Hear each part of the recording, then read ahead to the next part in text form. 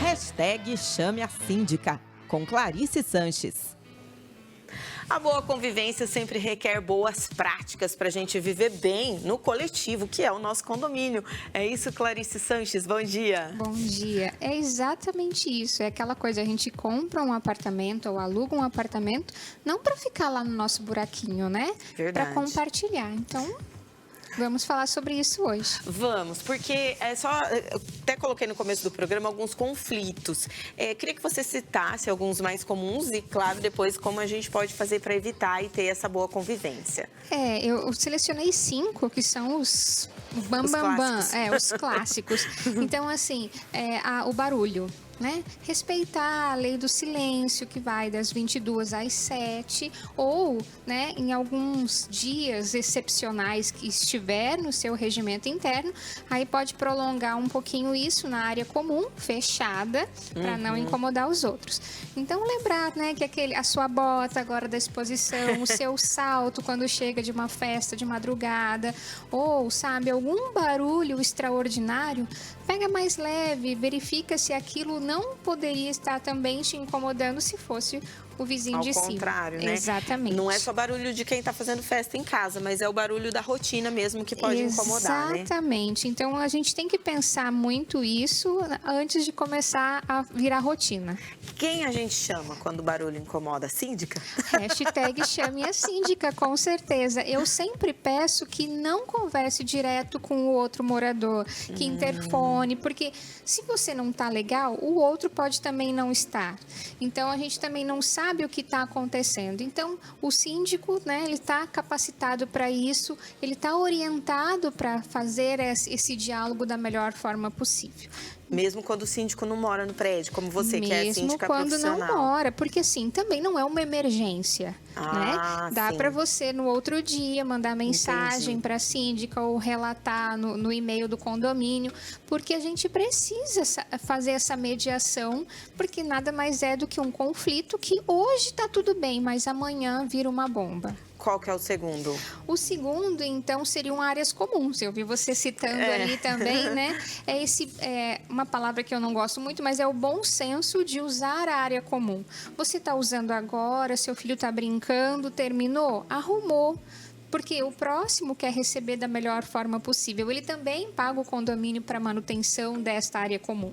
Então, ficar atento às regras, e aí sim para o síndico, estabeleça essas regras, coloque em edital, informe os seus moradores e os visitantes de quais regras existem para aquele ambiente. Tem gente que se incomoda com coisas que não estão no regimento interno, inventam algumas regras. Sempre vale o regimento. Sempre vale o regimento, né? Ou então, se está passando por uma remodelação, já começa a introduzir para ver se vai pegar mesmo, se as pessoas vão colaborar com aquilo. Porque é fundamental que esteja o regimento interno, aquilo que é o perfil do condomínio. Qual é o terceiro conflito? Respeito. Né? O respeito exatamente de não interfonar na hora que você tá, né, com o sangue nas ventas, como a gente fala. Chegou e o carro tá torto lá na sua garagem. Chegou e o elevador estava sujo, pingado de lixo. Então, assim, não adianta você, naquele momento em que você quer ver, sabe, não quer ver, só que, né, enfrentar isso sozinho. O síndico, o zelador, o administrador, eles estão ali para isso. Relata o seu incômodo. Se for um dia, né? O síndico mesmo, já fiz isso várias vezes. O porteiro, a gente faz com que aquele movimento seja realizado. Melhora o aspecto do que está acontecendo ali, tenta resolver da melhor forma, mas sempre a administração. Bater de frente com o seu vizinho neste momento não vai ser legal. Conta até 10, né? Conta até 10. Nessa hora, se você não consegue estacionar usando esses exemplos, sabe, respira, liga para a síndica ou relata para o seu síndico ou já manda uma foto, porque a gente precisa também, a gente não está lá naquele momento, mas a gente precisa saber.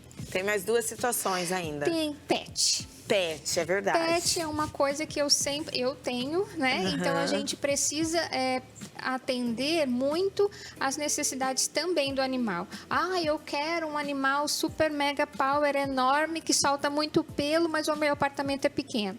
A gente precisa saber, né, escolher, tomar as decisões corretas para todos. Para você, para o cachorro, para o condomínio, para o apartamento, para os vizinhos.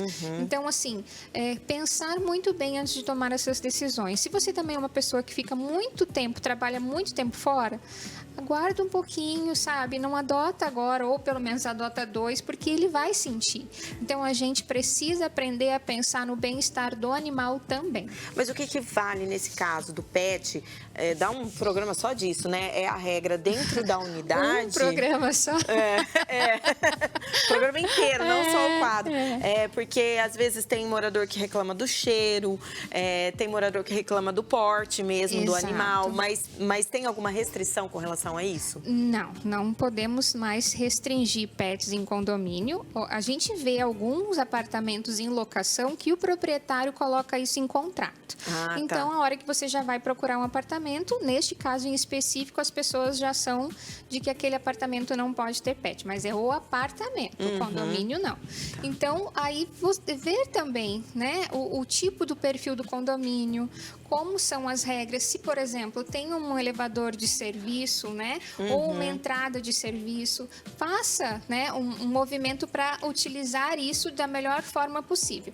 Não é obrigatório ser só por lá, mas utilize da melhor forma possível. E nosso tempo está quase acabando. Fala rapidinho, qual que é o 5º ponto? Das regras. Usar sempre o regimento interno. Se não está ok, vamos reformular, vamos divulgar. Precisa seguir o regimento interno. Maravilha, Clarice Sanches. E se você tiver um problema, hashtag chame a síndica Clarice Sanches. Obrigada, Exatamente. Clarice. Mais uma vez.